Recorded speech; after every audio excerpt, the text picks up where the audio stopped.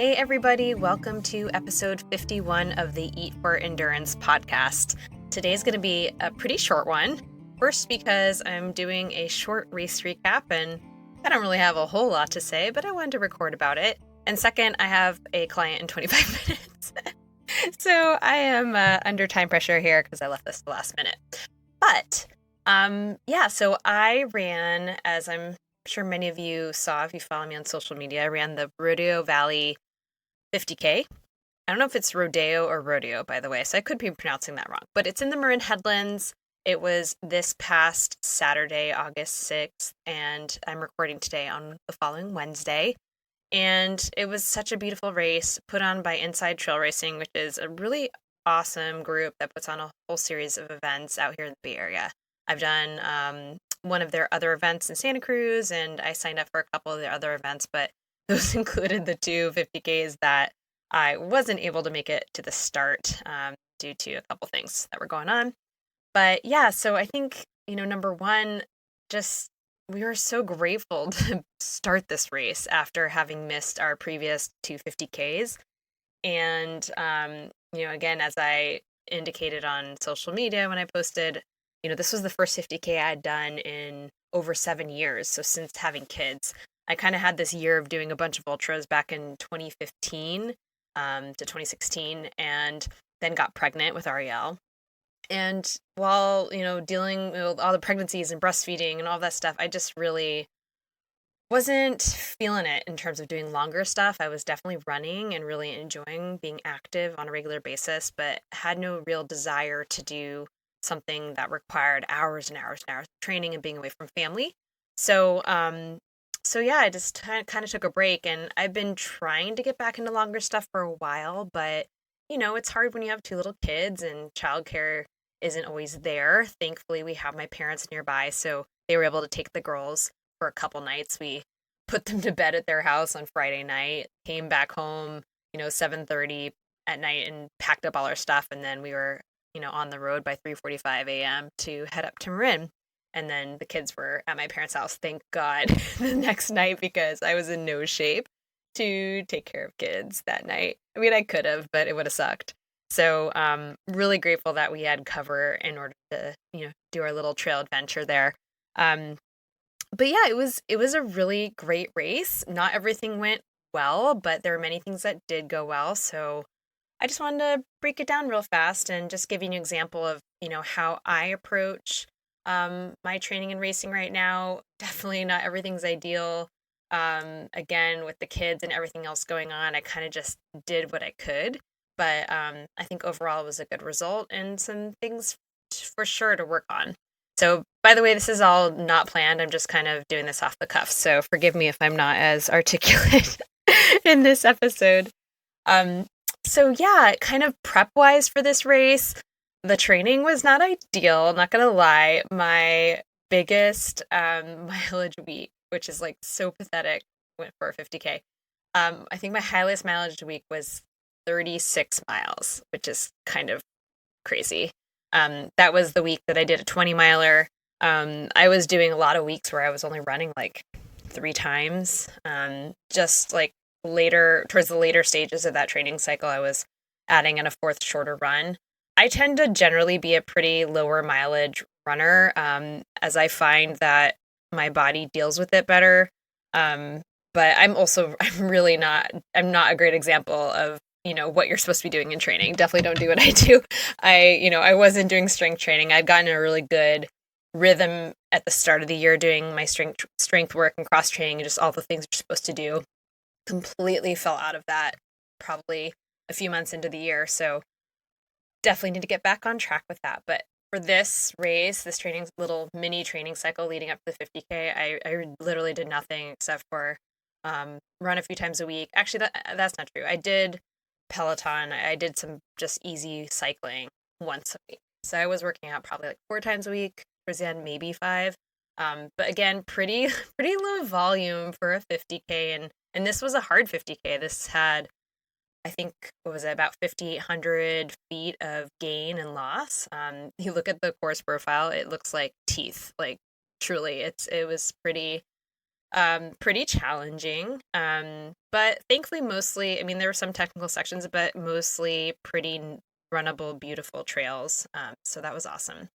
And yeah, so that was my training. Not ideal. And of course, as usual, sleep is also not always there with the kids and whatnot. But just kind of did my best leading up to that. And in terms of like all the food, nutrition, all that stuff, which obviously this podcast is largely about. I kind of did a similar thing to what I've done in the past, and what I was trying to do when I was doing Big Sur leading up to the 50K that I had to miss because I got sick. But my baseline nutrition tends to be, some combination of Tailwind, Naked Flavor. So sometimes I'll take in 200 calories, so like the full 2 scoops in the 500 mLs. I have a Solomon vest with two soft flasks in the front, each with 500 mLs. And in the back, I have my bladder that's a 2-liter capacity, and I do plain water in there. So I tend to start, like I would always start my long runs and I start races with a full bladder in the back, plain water, and 2 soft flasks in front, each 500 milliliters, each with 2 scoops of Tailwind in it, the Naked Flavor. So yeah, that, I do that plus Spring Energy. I tend to just do 2 of their gels right now, or at least that's what I'm going for, 2 or 3. Their Awesome Sauce, the Canterbury, and once in a while the Hillade. I don't have too many of those left. So I do those, and I kind of mix and match all these things. I do Nature's Bakery fig bars, which I love. They have a few flavors, and I get those at Costco in bulk. I use those. I do I think it's called the Pretzel Factory. Well, anyways, those pretzel thins that are like so salty, I cannot eat them in normal life. I can literally only eat them when I'm running. So I like to use those. Those aren't really so much a big source of calories. It's just a texture flavor change. So I put those in a little baggie and stuff them in my vest and kind of munch on them here and there, like just to change things up. I use the goo or some other form of stroopwafel, usually some sort of salted caramel or chocolate flavor. This time I didn't really train with it too much, but I knew it was going to be at the aid stations, and I knew it worked for me. So I did that. And aid station classics, potatoes with salt, that's always something I know I like. So that kind of basically made up the bulk of my nutrition. That's what I practiced in training, and I have been aiming for at least, I'd say 280 calories an hour, but I've gone up to say 330, maybe even slightly higher in some training runs. And in my training I did, I think I did 120 miler, but I did a couple kind of 16 to 18 milers, at least 2, maybe more. I forget. I have to look back at my training. But I definitely put a bunch of long runs out there. So even though I wasn't running like a ton of miles overall, I got plenty of runs out there. And of course, early in the year as well, where I was out in the trails with good climbing for many hours. So I felt at least somewhat confident knowing that I had gotten so much trail time in. And in this training cycle, I actually barely ran on roads, maybe once a week. But there were weeks where I only ran on trails, which is a very rare thing for me because of the kids. It's just harder to get to trails, even with them in school. So that's kind of I did kind of the usual with nutrition. And my go-to kind of in the morning is some sort of, peanut butter banana sandwich, sometimes with honey. I always have coffee with milk. Sometimes I preload with a serving or 2 of the Tailwind, and some water. So all of that kind of is pretty standard for me. Race morning, I don't know what was going on, but my stomach was just like not quite right. This is very not usual for me. I haven't had this happen in a while. But the night before, I had my usual kind of pasta with some Parmesan cheese and oil, and I had a little chicken and whatever else. I forget what else. Like very minor amount of vegetables. I usually don't. I usually skip the veggies.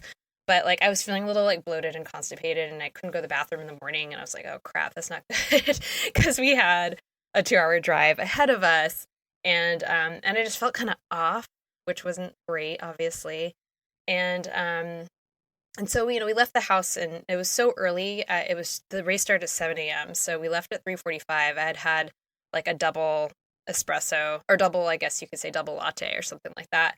And started sipping on my tailwind. And we had to make a few stops along the way. I had to go to the bathroom on the side of the road, which was really fun.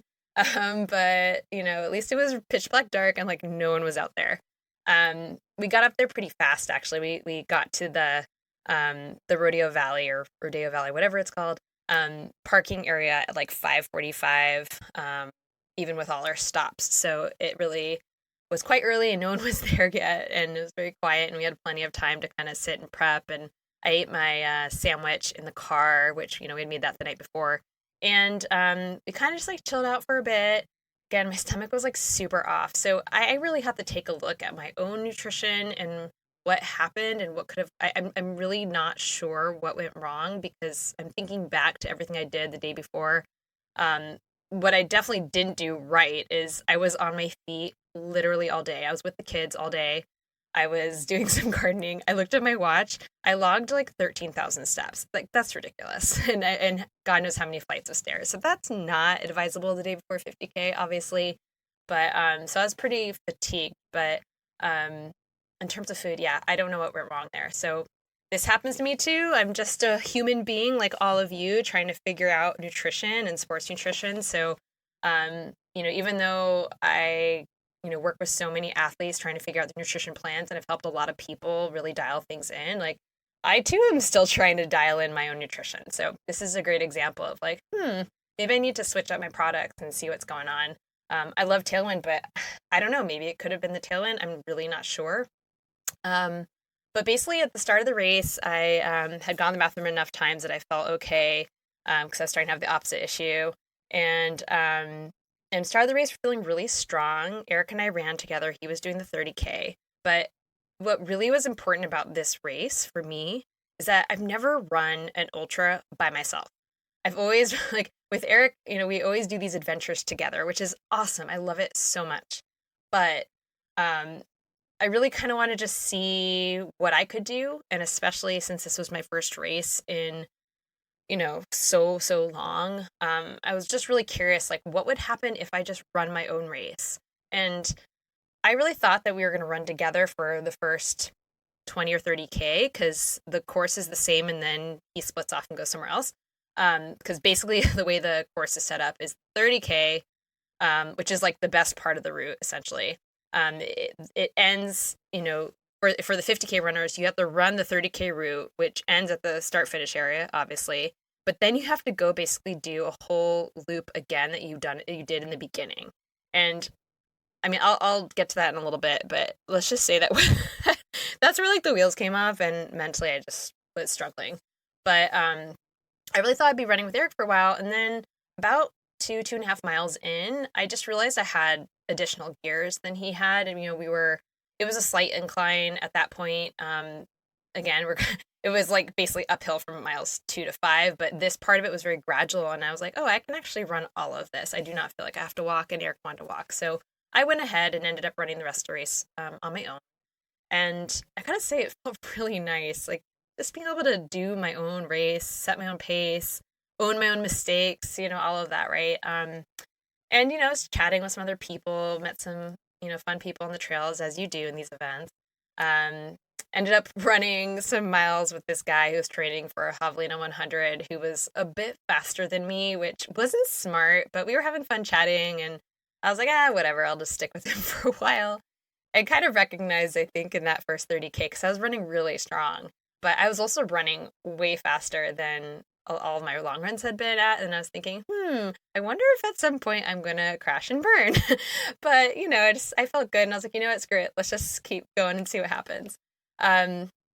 So, overall things were fine. My stomach was like a little unhappy, but it was hanging in there. It wasn't too bad. I did have to stop at every aid station for a bathroom, which sucked, but it wasn't so bad that I couldn't, take in my nutrition. I did find that the Tailwind was not as appealing. And in the beginning, I, took the whole soft flask with the 200 calories or 2 scoops. And then after that, I was like, what, I just want to like either drink half of it and then make up the calories with gels or real food, or even take an entire hour off from that. The weather also, by the way, was it was extremely foggy. It wasn't like cold, but it wasn't warm either. I'd expected a very hot day or at least warm day, like kind of high 60s, 70s, and some sun, but it was so foggy you could barely see in front of you. So um, it was just very humid, like extremely humid. So I don't feel like I was sweating quite as much. Like I was sopping wet from the fog, but I wasn't as sweaty. So I feel like I just didn't need as much tailwind as I normally would want or crave. And so I backed off that and kind of just did that other mix of the other nutrition that I was talking about. But yeah, it was a little bit of a struggle. My stomach was not comfortable the entire race, which was really not fun. And as a dietitian, I'm like, come on, like I haven't figured this out yet. So I'm kind of hard on myself there because there is this kind of added pressure of like, well, I mean, I'm a sports dietitian. Why don't I have my own nutrition figured out? Come on, this is ridiculous, right? But anyways, that aside, I was moving really well. Everything was fine. The climbs were just so brutal.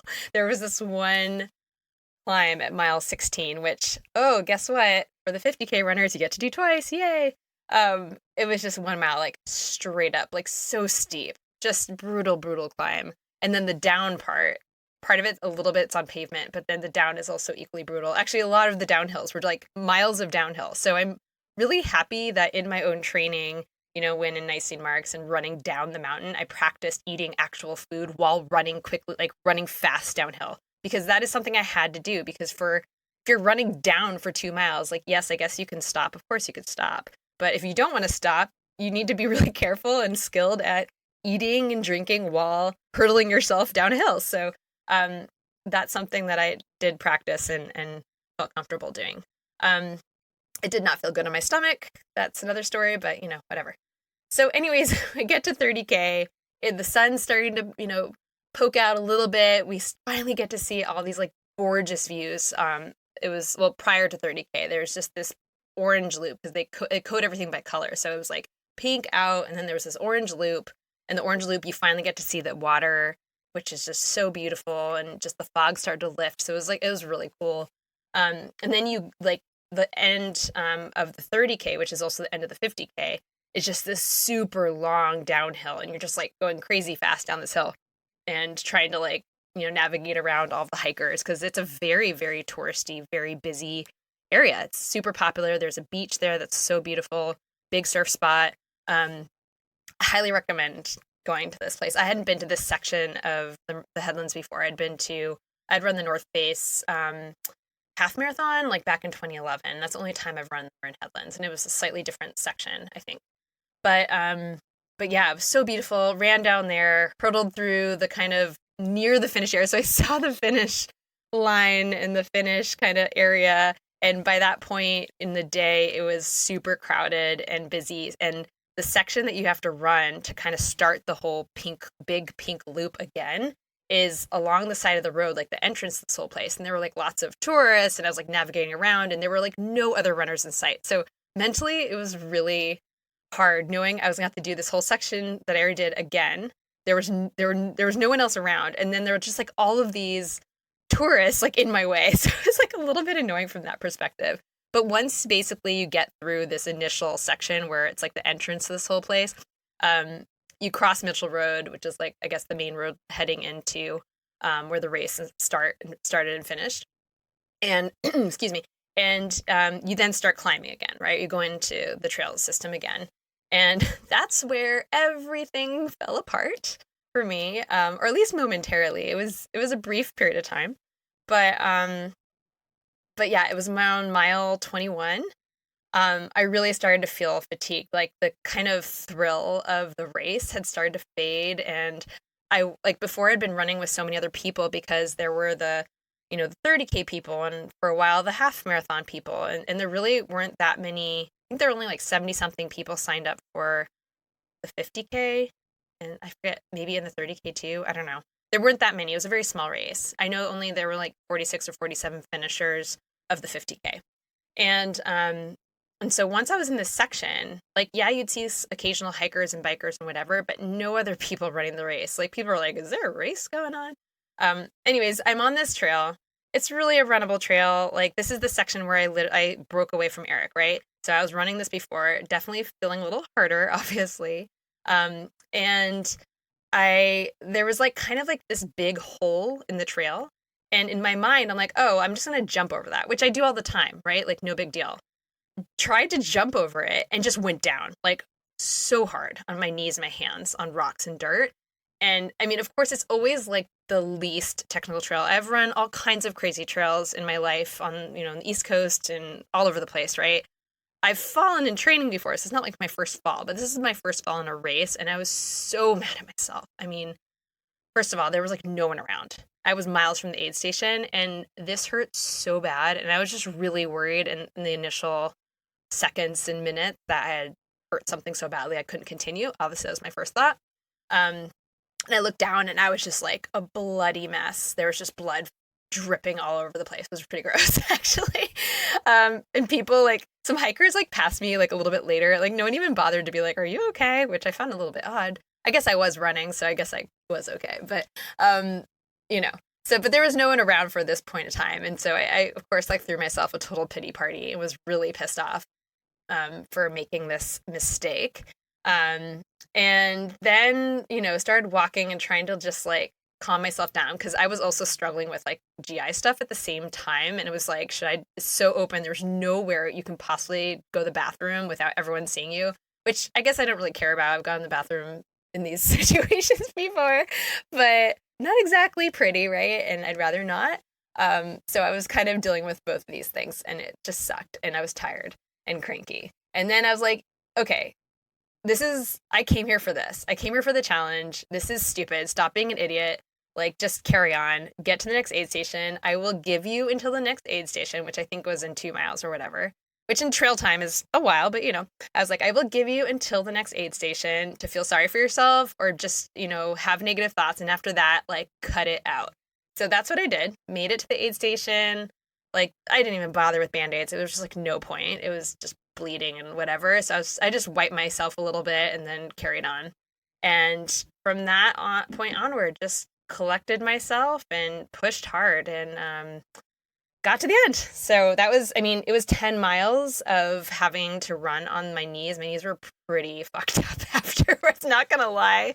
It didn't look so bad, but I had definitely had a hematoma on my right knee from the impact, and then my left knee was like really scraped up, and just everything just hurt, and my hands were like stinging, and I had a big gash in my hand.